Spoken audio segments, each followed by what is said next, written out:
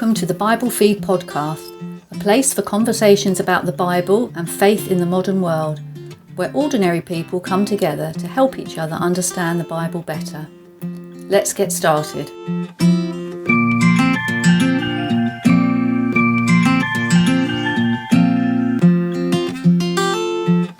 Welcome to the Bible Feed podcast. I'm Dan Weatherall, and today we're going to be starting something that we hope will be a really good resource for people to help them read and understand through different parts of the Bible. And I'm here with Laurence Davenport. Hi everybody, how are you doing? I'm looking forward to this series. We plan to take different books of the Bible and to provide an overview and lay out some guides on how to read them, how to study them, how to see them in the context of the Bible as a whole, and also how to take lessons from them in order to guide our own lives as well. Obviously, they're all going to be fairly high level because some of these are huge books, and so we're only going to be providing an overview and hopefully some tips and tricks, things that we've come across while studying these books as well. So this is the first of those episodes. We're going to look at an overview of Genesis, fairly unsurprisingly, how we read it and how we understand that book. So maybe we'll start, and I'll ask you a really tricky question, Dan. Hopefully you get this one right, otherwise it won't set the context for the series very well. Where in the Bible is Genesis, and whereabouts does it fit? Yeah, so that's fairly easy. I think I'll cope with that one. We're right at the beginning. Genesis, first book in the Bible, first book of the Old Testament, right at the beginning of the Bible, which is kind of unsurprising, really, because Genesis literally means that, doesn't it? It means origins or beginnings. I think, our name for it comes from the Greek version of the book, and the Hebrew name of the book is Bereshit, meaning in the beginning, which is basically the first verse. So Genesis 1 verse 1, in the beginning, God created the heavens and the earth. So yeah, we're right at the start of the biblical story in that sense, so it's going to set some foundations. Mm-hmm. And I think within the Jewish Torah, they call it like the first book of Moses or something like that as well, I think. So, but we take that name from that opening section that you've just explained. So let's dive into the book a little bit. Let's maybe start with some of the historical context and the background of this book. Is it possible with a book about the very beginning of everything to kind of do that easily? Yeah, well, we're going to find as we move to different books, that's going to be a lot sort of easier to do, to place the book in its context of the time, of history and things like that. But like you say, we're right at the beginning here. We've got, the opening verse, in the beginning God created the heavens and the earth. So it's going to be very difficult to sort of look back at historical context, at least in terms of the first chapter and the first, few early chapters of this book. It can quite quickly get difficult and maybe even controversial to do this with Genesis and to try and place it historically or place certain events historically. And that's probably unfortunate because we've got this book here. This is at the start, at the head of the Bible, this collection of material with a message from God to humanity, to humans. And, it's designed with a message, an important thing. And quite often, there might be lots of questions about its historical accuracy and all that sort of thing, which is really actually difficult to talk about because we're talking about way back in time. So sometimes we can get sidetracked by it. And I want to try and make sure we don't get sidetracked by those things and just try and focus on what we think the text is trying to teach us. And, if the text leads us to considering questions of historical accuracy of various different bits and pieces, then great, we'll have to deal with it. But if it doesn't, then, maybe there's an overarching message which is a bit more important. So, but having said that, we've got these big wide-ranging events that are quite difficult to place. Creation, for example, how is that described and when that was and what that's about. That's a big, massive, humongous question. You've got the flood, Noah's flood talked about. But then there are these very localized, specific things that are talked about, which paint a picture of early sort of nomadic times, like drawing water from a well, living in tents, with the patriarchs doing that sort of thing. So those sorts of things ring true from an early nomadic civilization at the times that it's purporting to be from. And then, of course, you've got names like Euphrates, the Canaanites, Egypt, Babel or Babylon. They're really obvious and clear historical references. So we've got, there's a lot in there, even if we can't deal with a lot of the maybe difficult questions that we might want to. there's a lot there which root it in a place and time. The Bible, Genesis, doesn't set itself up as a science book or a history book. It sets itself up as a message from God, which is actually rooted in real places and cultures around the Israelites. There seems to be this, focus around the Israelites, and that's why you maybe get some of those historical events, and you get some of the people and the places and the nations and the cultures. So it's rooted in that history, but a history that God is using to demonstrate a message, which is, a key thing. So it's a great piece of advice, I think. Sometimes we can take our own kind of wanting to resolve everything and try and use the Bible to resolve all of those things, but actually let's use it with what God has purposed it for, which is to describe the beginnings of his purpose. Absolutely. Yeah, I think that's really important. And, one of the big pitfalls is to get distracted. If we're reading Genesis, so we're trying to give some views, give some advice on how to read this book, what to get from it, how the best to do that. One of the easy pitfalls to make with reading Genesis is to get really distracted by lots of these peripheral details, like where was the Tower of Babel? What sort of tower was it? What sort of building was it? When did people start farming?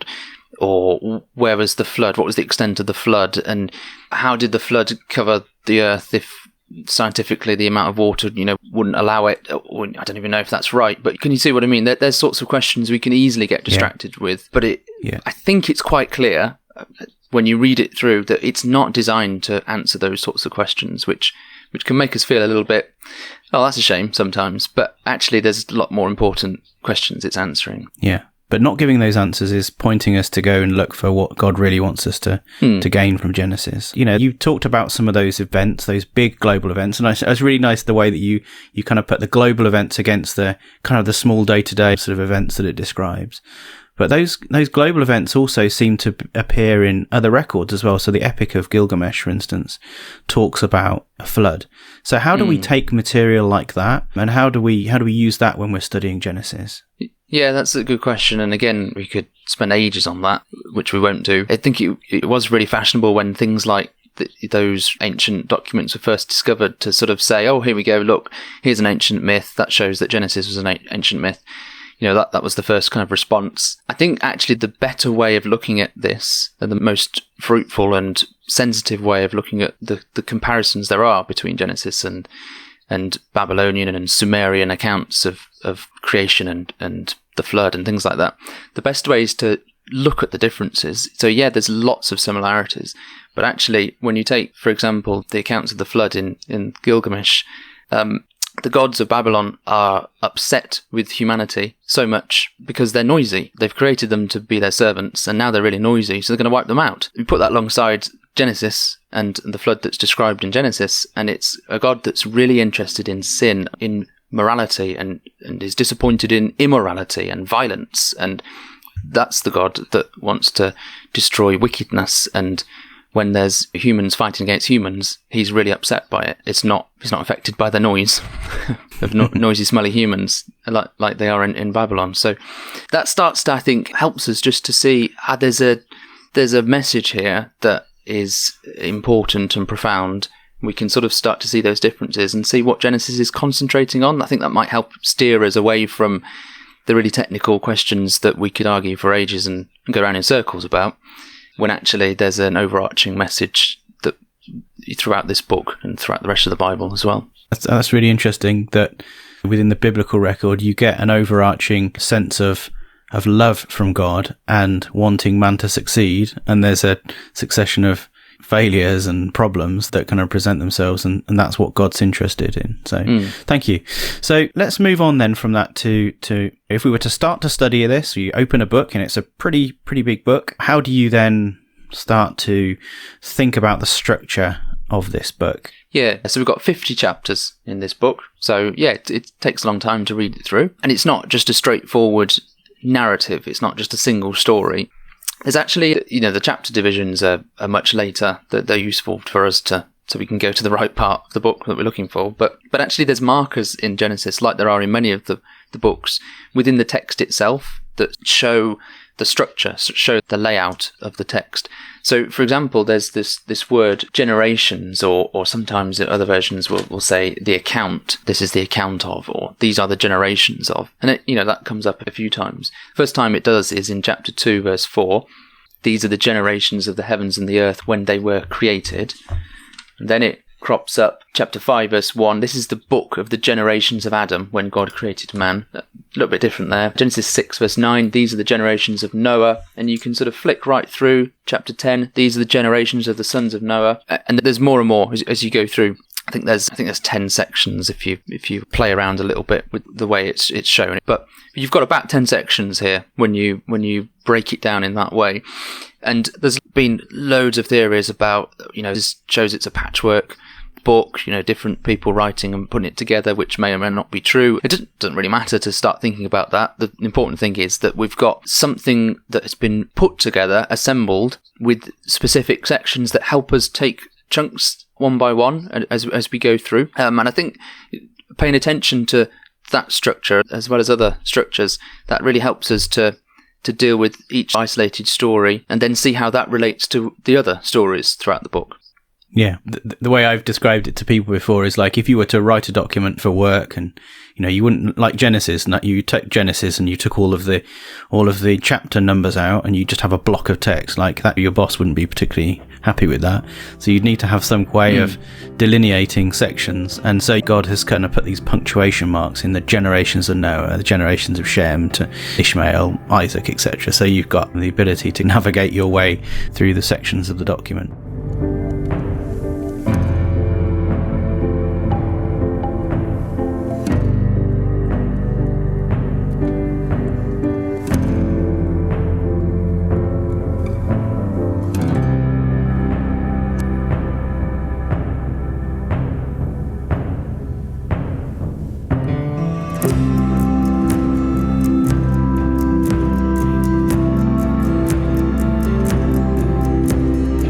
So yeah, is there any other ways that we could look at the structure? We've got these division markers. Any other ways that we can look at that? Yeah, so they're helpful, and I think hopefully we'll see one way in which they're a little bit helpful to understand the message in a moment.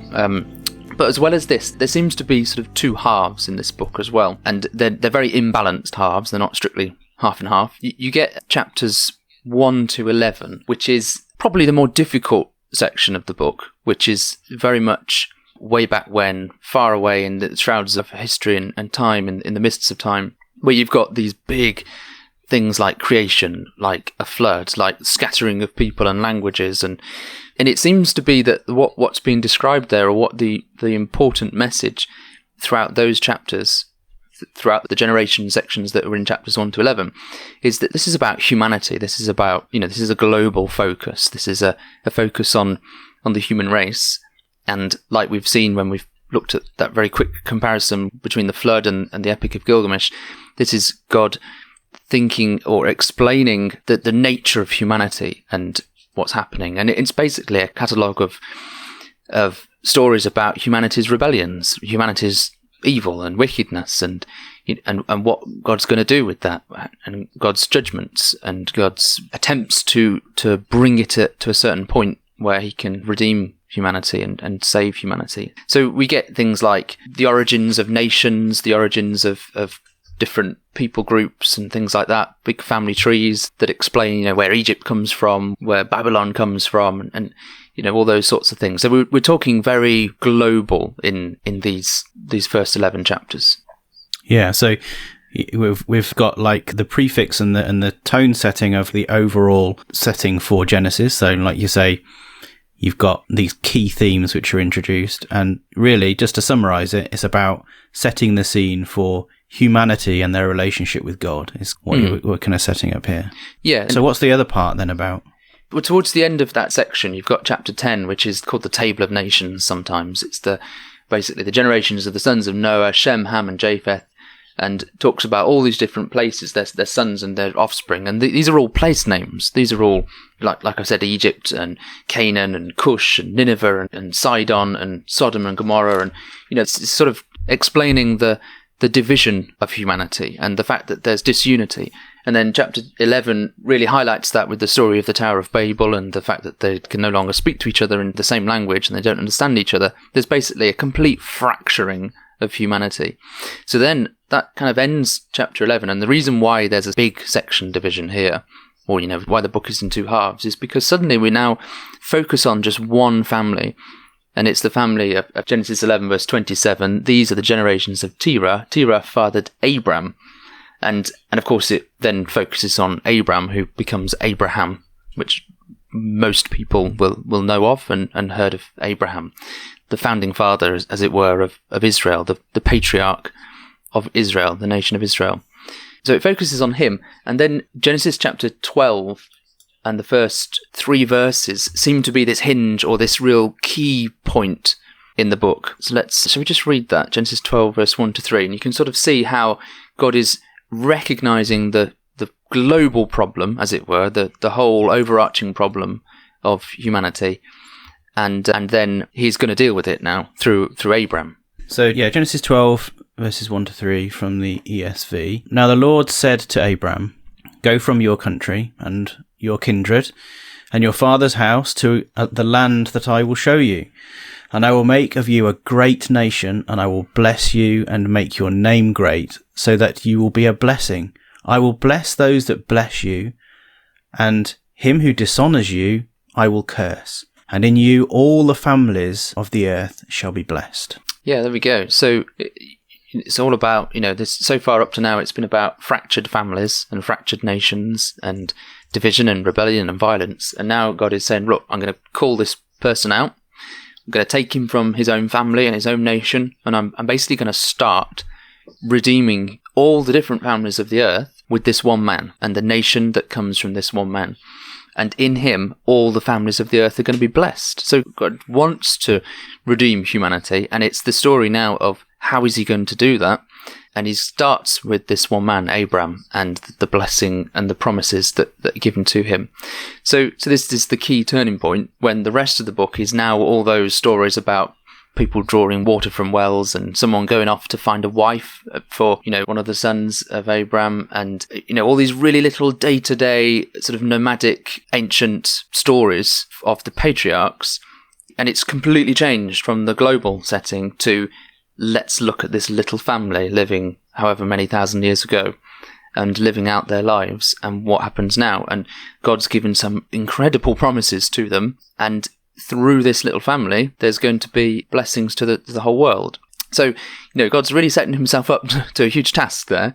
And then the rest of the book, which is the majority of Genesis, is about this family. And it plays out where actually things aren't as rosy, actually. There's lots of difficulty, and you can spend a long time looking at it and working out, whether you agree with whether Abraham, Isaac and Jacob did the right things at different points, those patriarchs, and it goes all the way through to Joseph as well, and the brothers of Joseph, and you think of, well, what the brothers of Joseph did to him is just an epitome of the kind of dysfunctional nature of some of this family. There's some really dubious situations, and it's not there to sort of pinpoint blame or work out who was right, who was wrong, who was more faithful, who wasn't faithful. It's not really the point. It's teaching us, it's introducing us to the way God is going to bring about his purpose.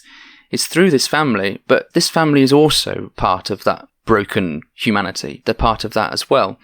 And yet God's purpose is going to rumble on. It's going to keep going. It's going to still develop all the way through, even when you think it's not going to develop. Yeah, and interestingly, we don't get a full resolution to that at the end of Genesis. It's not like we get introduced to Abraham in chapter 12 and these promises, and by the end of Genesis, everything's fixed and happiness.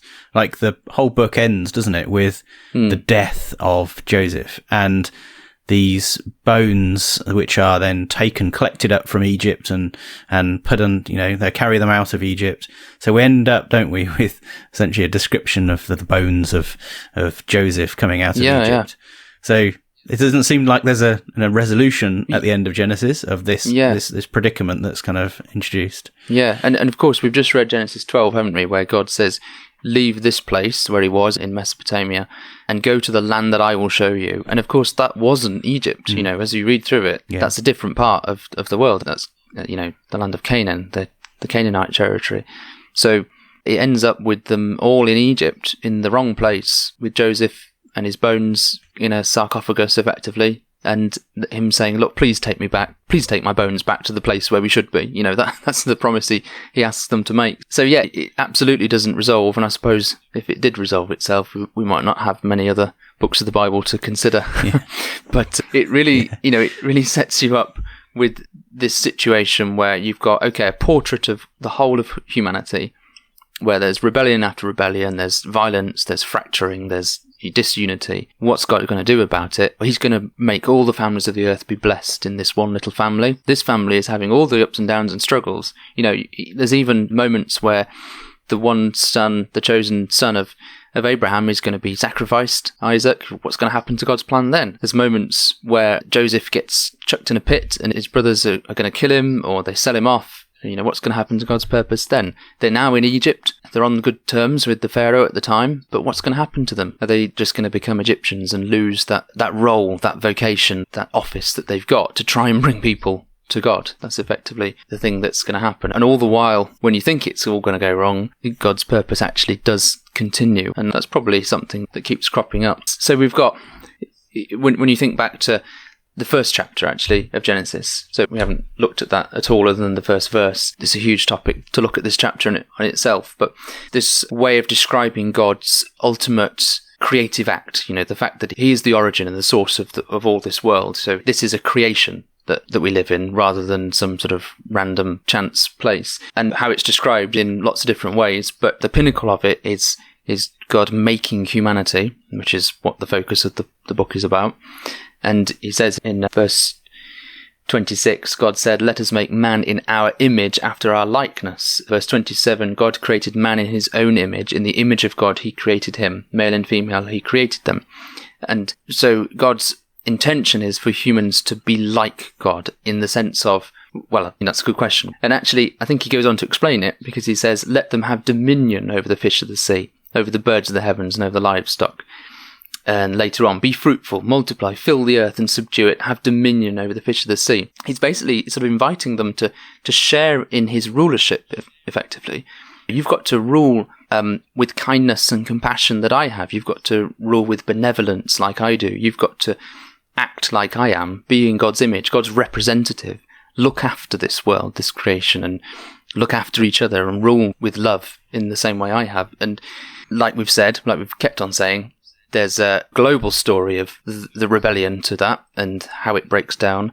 And then there's the local patriarchal story of how that is up and down and tricky to keep to. But God's purpose in bringing people back round to that plan is still going on. But yeah, you get that in the two halves, I think. So what we've kind of identified there, I think, is the major theme of Genesis. It's that the origins, we're talking about how God wants this creation to reflect him and that human beings have failed in that, and that's demonstrated through sin, violence, rebellion, etc. And how that then is, if you double click on the global view, you get Israel, and then within Israel we start to see this focus on God's way of redeeming and bringing things back.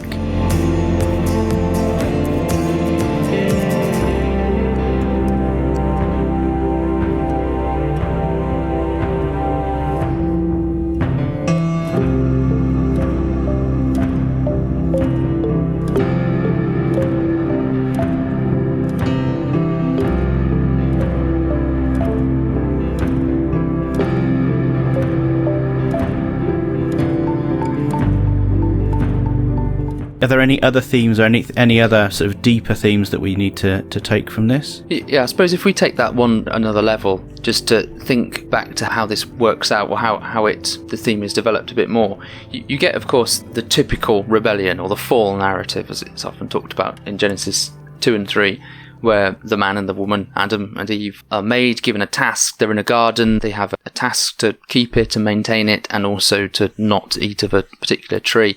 And then they rebel. They choose to sin, effectively. So that's like the key origin narrative of humanity and sin and rebellion. They're choosing to decide what's good for themselves and what isn't evil. God's called what's good and God knows what's evil, but they sort of choose to do it themselves and their own way. And this is where I think those little generation markers come into play, because although the stories are different, when you sort of strip them bare of all the peripheral details, you start to realise they're all very similar in the sense of there are, God knows what's best for us, for people, and people choose to do something their own way, and they choose to take something that's their own. They choose to do something that they've been asked not to do. And then there's violence, and then there's mistrust, and there's broken relationships that follow, those sorts of things. Even just, for example, there's this really peculiar situation, isn't there, after the flood event where Noah has a vineyard, makes wine, gets drunk, and then there's this really difficult to understand passage where it talks about one of the sons of Noah uncovering his nakedness in the tent. And there's all sorts of possible connotations about what that might mean and whether or not that's a sort of Hebraism for other activity that's going on. But, they were in a vineyard, not the garden. So, but it's a similar idea. You can start to hear an echo of Adam and Eve in the garden, now Noah and the sons and his family in this vineyard, and then something being taken that shouldn't have been, something done that shouldn't have been. And then there's this broken family relationship and curse that's the result of that. And you start to see, section by section, the same sorts of things play out. There's sections in the life of Abraham that deal with difficult situations like that result in broken families. So the point is, yes, globally, as the Adam and Eve story sort of plays out, globally humanity is repeating this all and over again.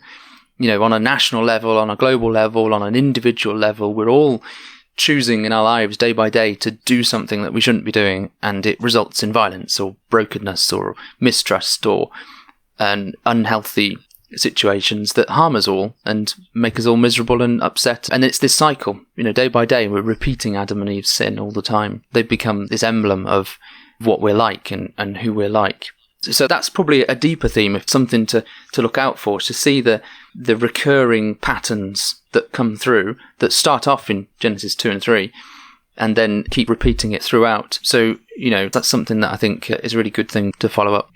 So we've spoken a lot about that theme, about the globalization of that theme, then in a family, and then taking example for ourselves as well. So let's move on to another section then. Let's talk about how do we deal with Genesis in the context of other parts of the Bible. So how do we look at this book and use it within the context of either the books around it or the rest of Scripture? So first of all, it's quite easy to deal with it in context with Exodus, because literally the thing I was talking about, which was the bones of Joseph, the narrative continues straight into Exodus, and you have the Exodus story, the exit from Egypt, the wandering in the wilderness. So you can see, can't you, that there's a narrative link where the people set off.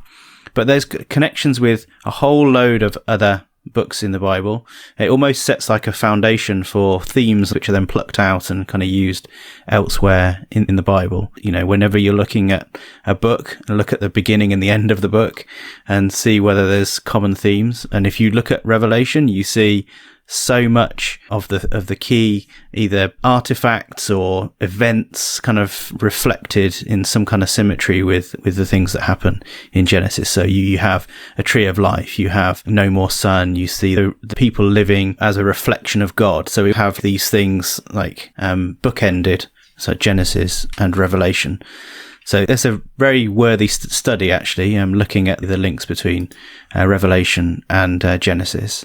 Yeah, that picture in Revelation is really good, isn't it? How it draws on the early chapters of Genesis. And there is so much. I mean, being the first book of the Bible, everything else can very easily draw on imagery in this book. So, and it really does. So, maybe the thing to do here is just to point out a couple of examples in the New Testament where the things we've looked at, like the rebellion of the man and the woman, Adam and Eve, and how that becomes a pattern of humanity, a way of explaining what we're like, and that is sort of emphasized in some of these New Testament passages. So, for example, Romans 5, so one of Paul's letters, where he writes in verse 12, "Therefore, just as sin came into the world through one man, and death through sin, so death spread to all men because all sinned."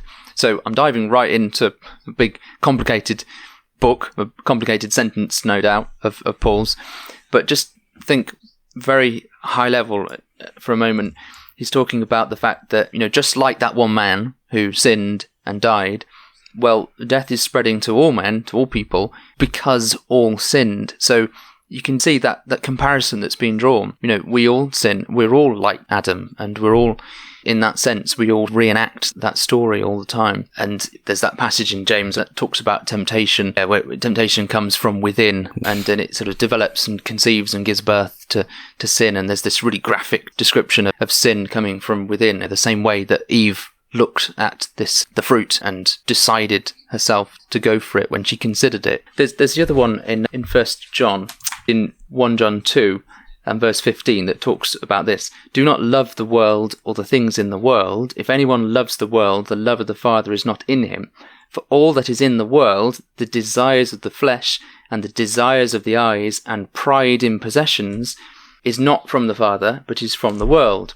That's a really interesting way of describing, things that are bad, basically. Things in the world, they're not of Christ. There's those three categories.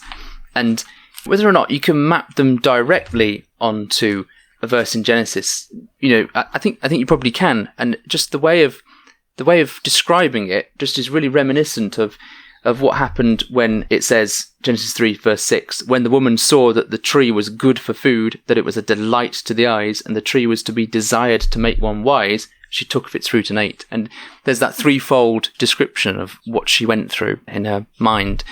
And I think John is picking up that idea there, that all these things that are around us that tempt us away from following Jesus and from following his example, they're things that might look good to us, the desire of the eyes, the desires of the flesh, they might make us feel good, and pride in possessions, they might make us think we've got a good status. And that is a neat summary of all the difficult things that could distract us and take us away, which I think really, again, emphasises this fact that what happens in Genesis 2 and 3 is this pattern for all of us that we go through. So that's from the writings of Paul. We briefly mentioned James, and there's John there as well. So, three different parts of the New Testament that pick up on this.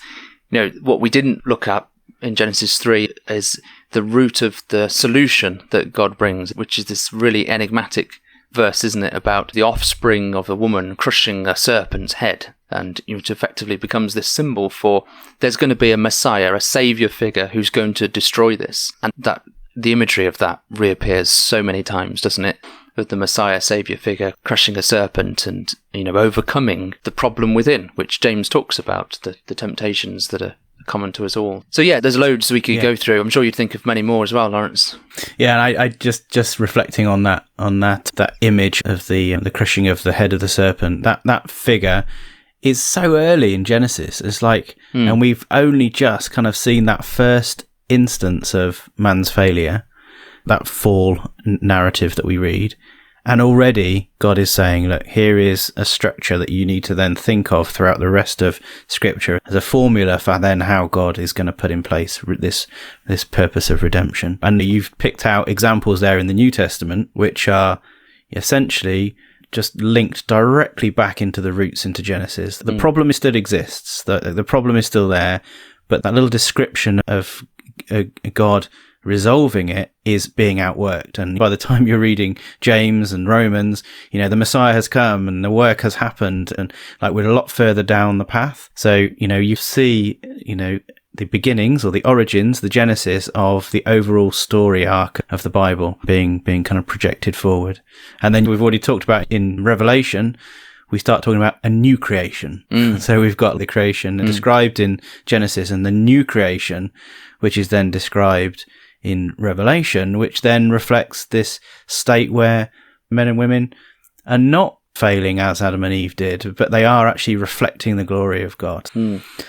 No doubt there's so much more that we could have looked through, but I think taking a step back and just having that high-level overview can just help to set the parameters for what the book's about, I think, and help to avoid us, I'm speaking of myself here, help to avoid me from getting distracted and bogged down in all those other things we thought about right at the start, and actually focus on what the text is trying to draw us to. So hopefully that's been useful. That's great, Dan, and thank you. That's a great takeaway tip for approaching the book, seeing it in the overall context. But then also, in terms of, as you're reading it, track the development of this nation Israel throughout the rest of Scripture. So it starts, doesn't it, here in Genesis, and we can see that there's this development of a family. Just track how that develops through Genesis, but then out into the rest of the Bible. And kind of why is that important, and kind of what is associated with that? It's not just the fact that this is a random family, but this is a family that's been selected for the progression of God's purpose.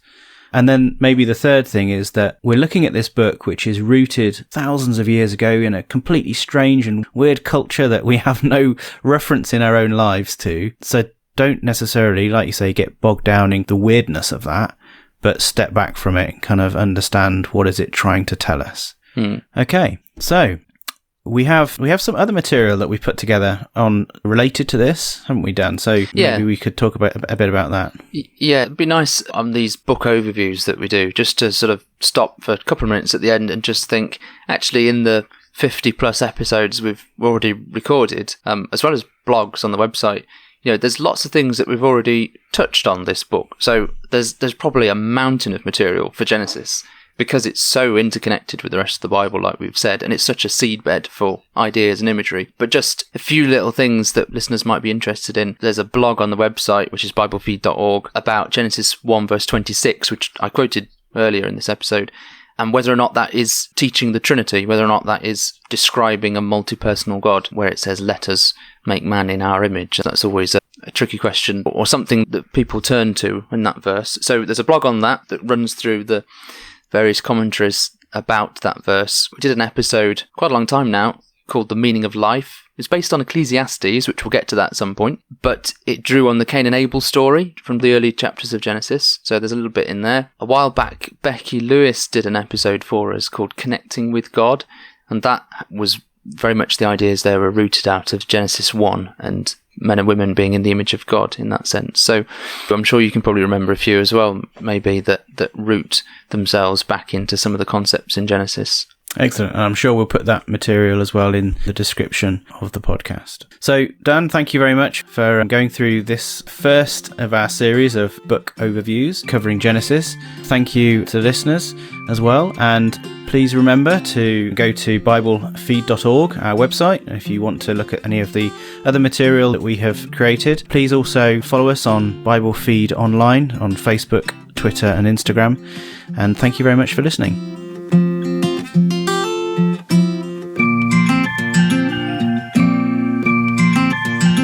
You've been listening to the Bible Feed podcast.